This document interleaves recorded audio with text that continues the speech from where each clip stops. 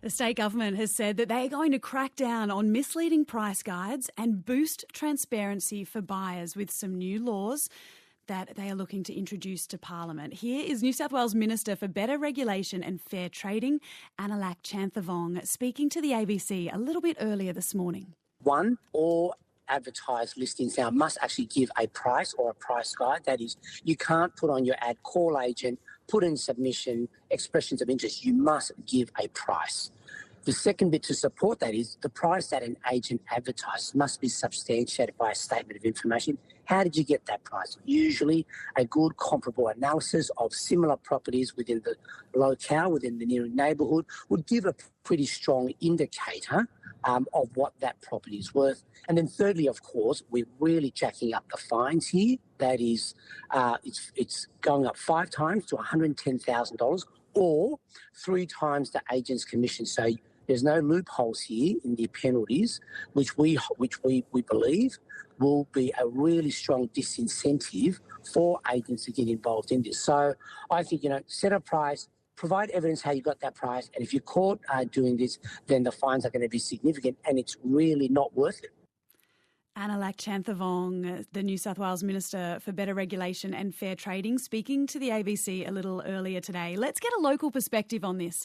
Tiron Manning is a Newcastle buyer's agent principal. Good morning, Tiron. Good morning. Are changes needed? Without a doubt. I've been involved in a Underquoting panel with consultation to Department of Customer Service now for about 3 years, and it came about from the number of complaints that they'd received and them wanting industry feedback to make these reforms. Who's pushing for change, Tiron? Is it just buyers or is it much broader than that? It is much broader. The panel itself, it consists of buyers agents, but also other industry inputs from the portals and the Real Estate Institute and so forth. So there's the industry-based like frontline, but also feedback that we get regularly from the legal profession, brokers, and other related industries that are consistently seeing the damage that underquoting does to buyers in the field. Let's talk about that damage then and just how big an issue this is. What examples have you seen here in Newcastle and the Hunter? Well, there's a small sample in the Hunter. It has gotten better in recent times because of the increase in action by Fair Trading or Department of Customer Service to investigate or attend offices to check up on pricing.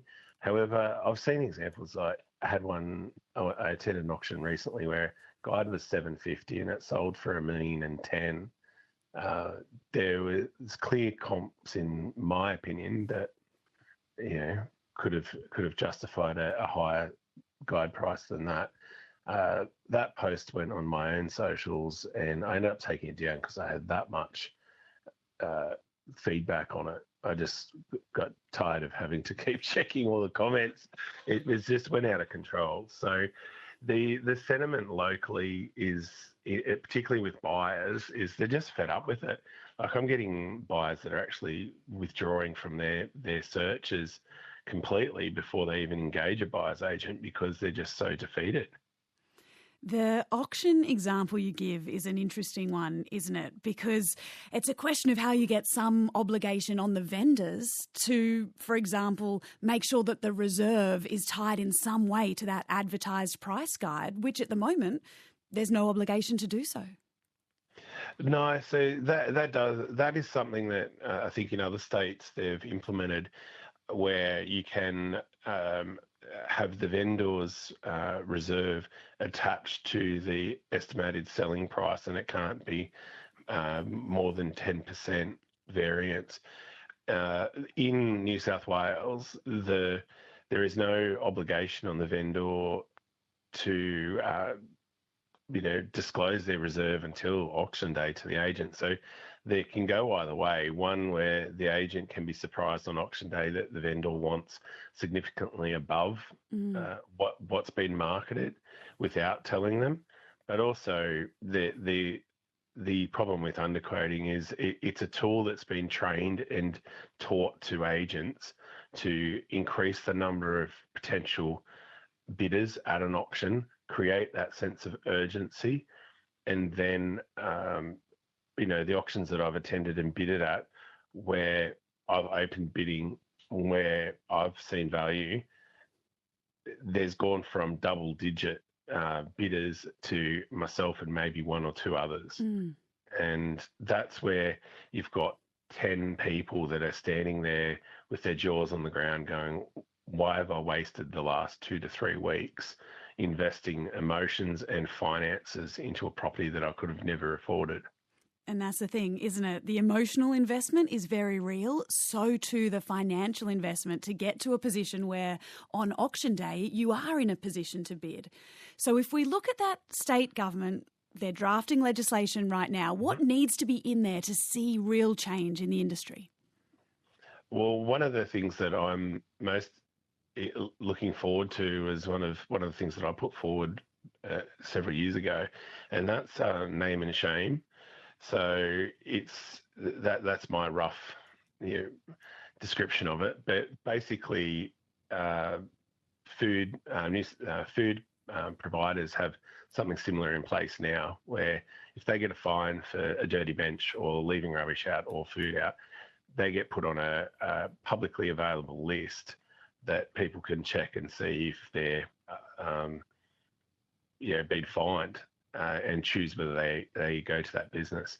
That name and shame for real estate makes so much more sense when you're talking about commissions that are potentially tens of thousands of dollars, transaction amounts where you're dealing with people's largest asset, and the fines at the moment are only $2,200 and becomes a cost of business for some of these agents.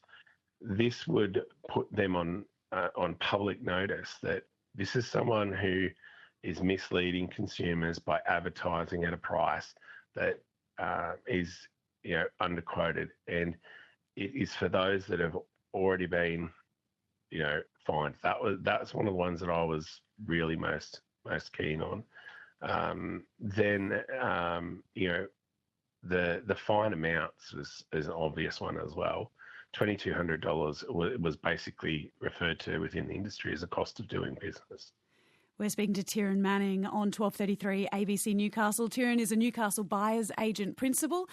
We're speaking about the Minister for Better Regulation and Fair Trading's announcement, Minister Chanthivong, around looking at underquoting and what can be done about it in a legal sense in New South Wales. Tiron, you mentioned those fines and they have been crucial to the Minister's messaging so far.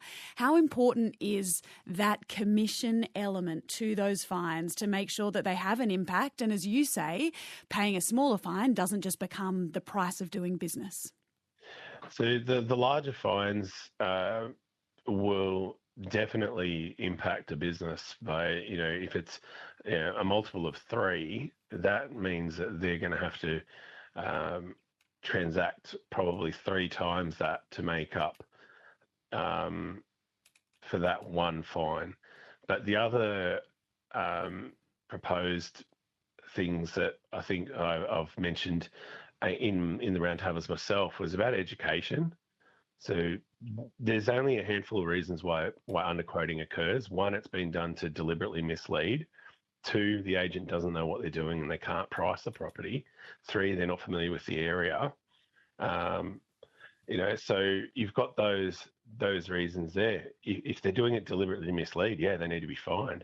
But if they're not able to, properly price property, they shouldn't be out there doing it. They should be retrained.